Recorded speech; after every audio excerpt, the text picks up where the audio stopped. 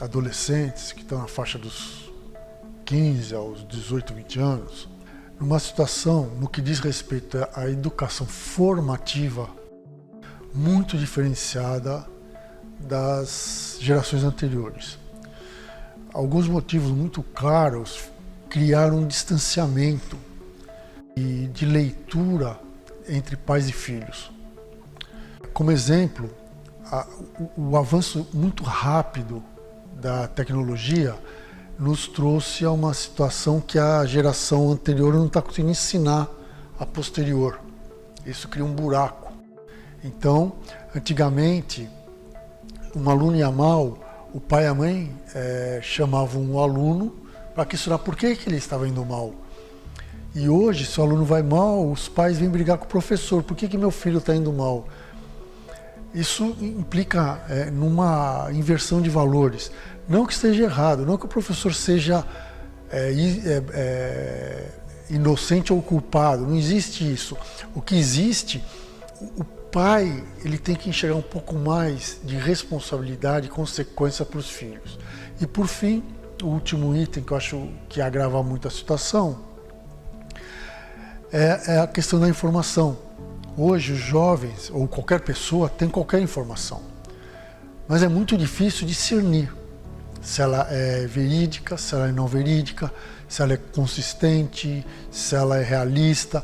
Ou seja, para nós, adultos que já temos uma cultura, uma formação, uma opinião, estamos muito perdidos com os fake news.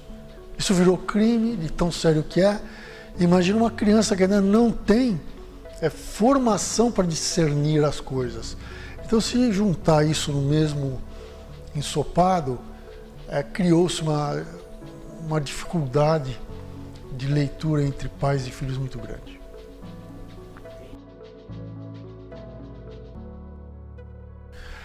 A grande verdade é que o pai não sabe o que ele não sabe.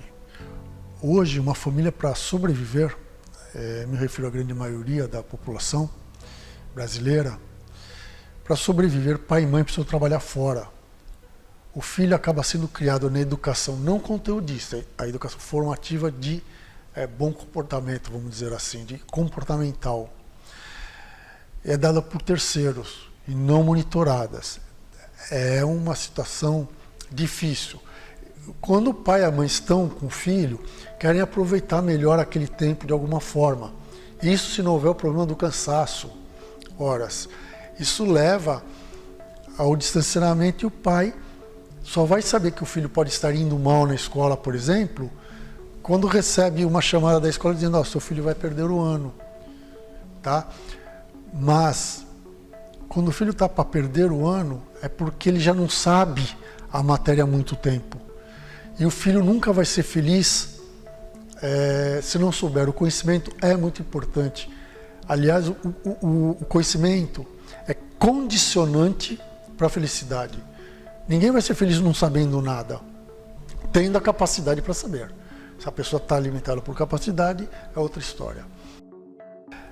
Então, hoje, nós temos que buscar mostrar para os pais, tá? Olha, você precisa de utilizar um tempo, você precisa de utilizar uma metodologia para perceber melhor o seu filho, o que ele é, como ele é, para que ele é. Ele não deve estar sabendo disso. E ele não vai saber sozinho, ele não tem parâmetros.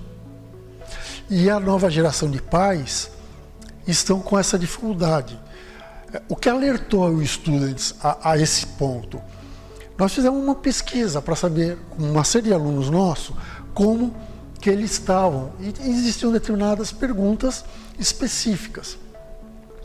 Bom, nós recebemos, a última pergunta, obviamente, era a opinião dela sobre a pesquisa e sobre a nossa escola. E nós recebemos muitas respostas dizendo: nossa, essa pesquisa foi muito importante para mim.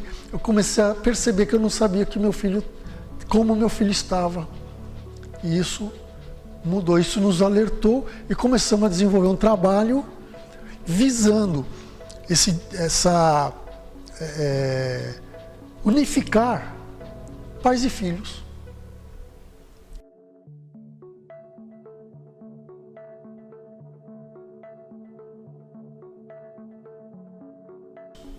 Sobre o aspecto de saber como estão, é muito delicada hoje, porque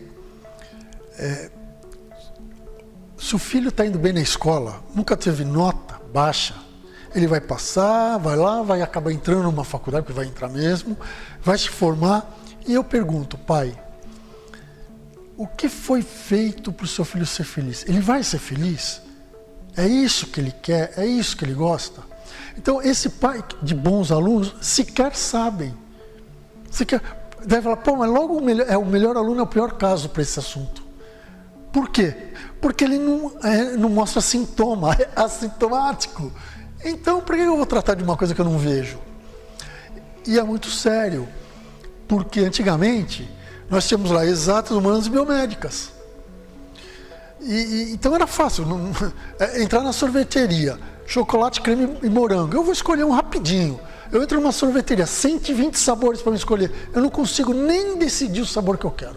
Então, nós temos que falar para todos os pais que todos os pais precisam saber como seus filhos são, de fato, e não como parecem ser. E esse trabalho tem que ser... Muitos pais sabem. Na mesma pesquisa, eu recebi diversas respostas do tipo: essa pergunta não cabe porque meu filho sabe exatamente o que ele quer. E isso nos deixa felizes, porque não tem o 0% ou 100%. Existe um espectro aqui no meio, tá?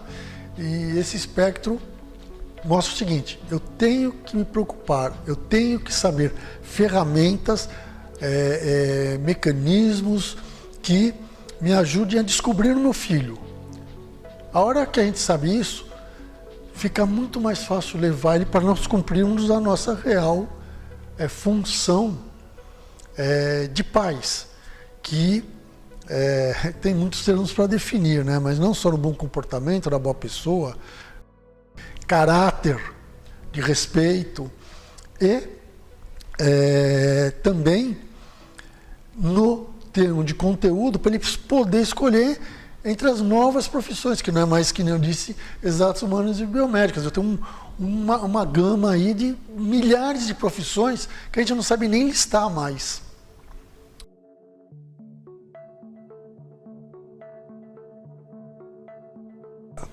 O que é visto como problema hoje é nota baixa. E isso não diz nada. A nota, os nossos critérios de medição de conteúdos não são próprios para esse momento, tá? Então, se confunde muito conhecimento com nota. Horas. Por exemplo, o professor Pierluigi, falecido, fantástico, vale a pena ler os livros dele. Ele coloca que como é que eu que dei uma aula, eu que vou bolar a prova que vai medir o conhecimento dele. Eu sou parcial. Não tem jeito. Então, quem tem que medir, já começa por aí a distorção. Então, existe um grande problema, que é o que dão de importância é a nota. E o que deveriam dar é quanto meu filho aprendeu. E hoje você vai ver quanto o filho aprendeu, ele não aprendeu, ele sabe passar de ano.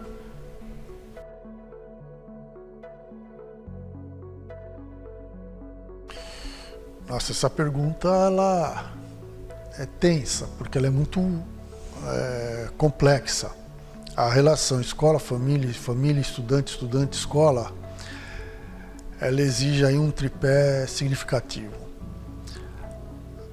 A família tem que educar a formação da criança, dos filhos, no sentido de novo, caráter, moral, positividade, gerenciamento de emoções. Hoje em dia, existe uma carência muito grande da família ensinar para a criança lidar com frustrações. Então, essa parte toda, tá? Existe no ser humano a parte de espiritualidade, religiosidade. A família tem que lidar com isso, não adianta deixar para lá. Isso é papel da família. A escola não tem que mexer nisso. A escola tem que dar conhecimento no sentido de conteúdo para a criança usar esse conteúdo para a sua vida, seja ela pessoal, seja ela profissional, e aplicar isso, mas no sentido do conhecimento, vamos mais para o lado científico da coisa. Tá certo?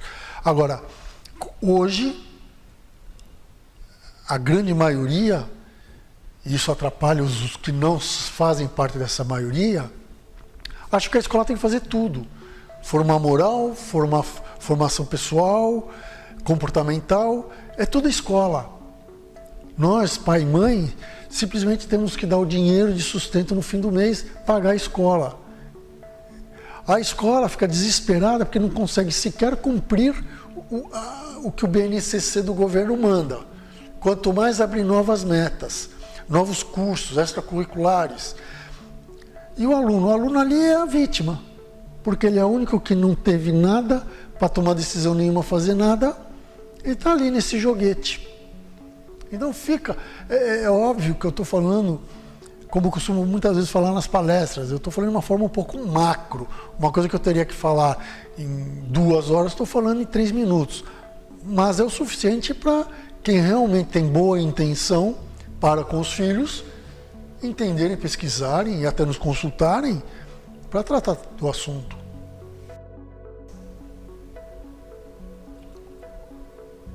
Olha, o futuro da nova geração eu vejo como maravilhoso, como foi de todas as outras.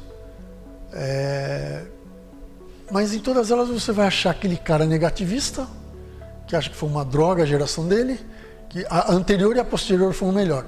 Como vai achar o positivista, que a geração dele é melhor que a anterior e que a posterior.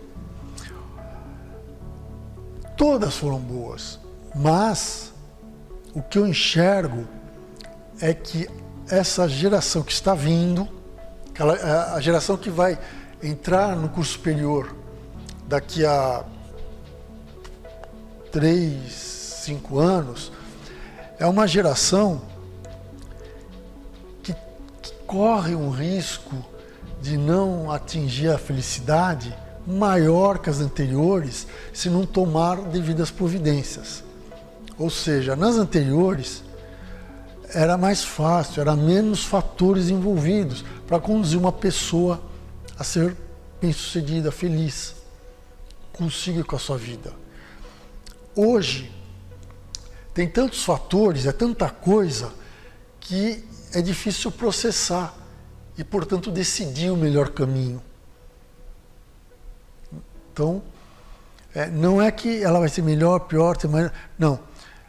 Ela tem as mesmas probabilidades todas, só que o risco é mais difícil, porque ela tem menos apoio do que as anteriores tiveram, pela evolução cada vez muito mais rápida, número de informação, dificuldade de avaliar a informação e, portanto, decisão.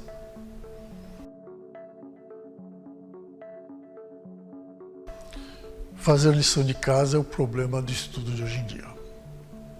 A mente humana continua sendo a mesma. A mente humana, ela precisa de dormir para descansar. Ela, mente humana. E não para descansar o corpo. Eu estou aqui descansando meu corpo, eu estou sentado. Tá certo? Mas, acho que é para descansar o corpo. Não. O sono é para descansar a mente. O volume de informações que a gente recebe no dia é muito grande, a mente tem que filtrar essas coisas. E, por causa disso, ela tem que descansar. E ela vai apagar um monte de coisa. O que eu tenho que fazer? Eu fui de manhã na escola, aprendi sobre plano inclinado, eu vou ao almoço, sem dormir, estudo um pouquinho só, 10 minutos de plano inclinado. Nesse momento, a minha mente recebeu a mensagem de que plano inclinado é importante. Quando eu for dormir à noite, mente, não pode apagar plano inclinado. Basta isso como princípio. É lógico que existem métodos, existe uma série de coisas, mas o maior problema hoje é fazer lição de casa.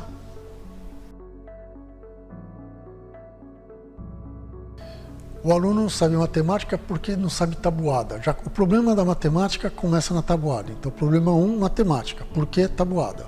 Se você for olhar, isso vai só piorando. Mas como ele sabe contar nos dedos, ele acaba resolvendo seus problemas. Mas não sabe. A hora que precisa de pensar, trava. O segundo problema é português. Ele lê um problema, ele não sabe onde está a informação e onde está a solicitação. Não vai resolver. Ora, se não souber esses dois, não faz nada, não faz geografia, história, química, biologia, física. Então, matemática é sério e português seríssimo. Seguramente. Não adianta, por exemplo, eu quando entrevisto algumas pessoas, quando eu estava atuando na engenharia, e a pessoa vinha com muita convicção, problema de casa eu deixo em casa, e quando eu chego em casa, problema do trabalho eu deixo em trabalho. Então você tinha que se cortar no meio, tá? E ficar lá e lá, metade em cada um. Ora, o ser humano não é indivisível, ele é um todo. O meio onde ele vive, o meio que é o meio que tem que dar a segurança de vida para ele, tiver em conflito, vai afetar.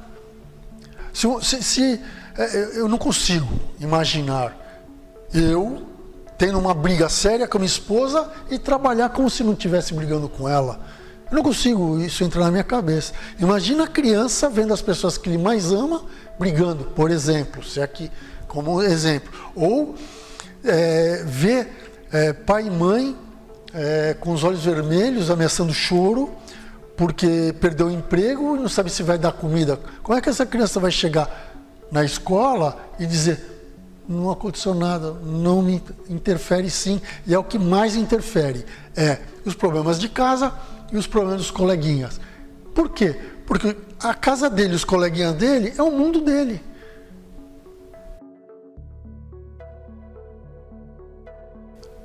Olha, precisamos fazer uma reanálise se realmente as coisas que estão sendo ensinadas são as que precisam ser ensinadas.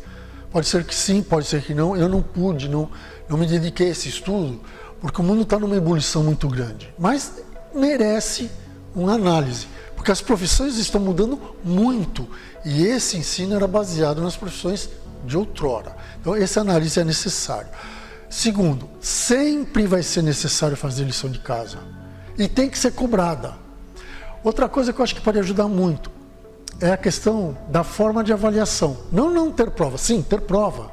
Mas quem elabora a prova, quem fiscaliza a prova. Talvez essa mudancinha simples, o professor da outra turma cruzando, é o suficiente. Porque daí vira uma competição saudável e não uma competição de aluno versus professor. O professor se torna aliado deles para ensinar a passar na prova do outro professor. Eu digo isso pela nossa experiência aqui. Nós fizemos esse tipo de situação para os estudantes e estamos com resultados maravilhosos. Então eu sei que isso faz parte. Mais coisas, se entrarmos num debate, tem diversas coisas. A forma de alfabetização está mudando, precisa ser mudada. A própria forma do ensino, hoje é uma geração digital. Lousa e giz, que já não existe mais, mas posso parametrizar, resolve, lousinha, retroprojetor, sem o garoto ficar com o dedo lá, será que eu consigo ensinar ele? São coisas que a gente tem que analisar com muita cuidado, né?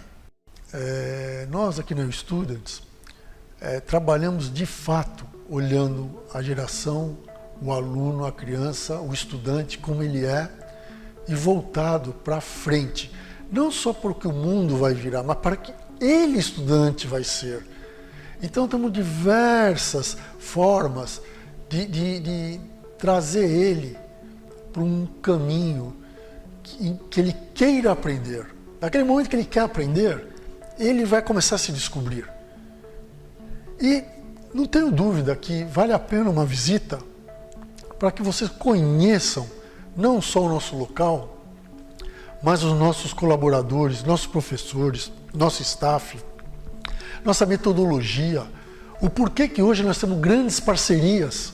Hoje eu falo que eu trabalho num nível muito forte com uma IBM, com uma Microsoft e outras parcerias que estão sendo desenvolvidas para dar um suporte muito consistente a quem participa do nosso dia. Vem para cá e até mais.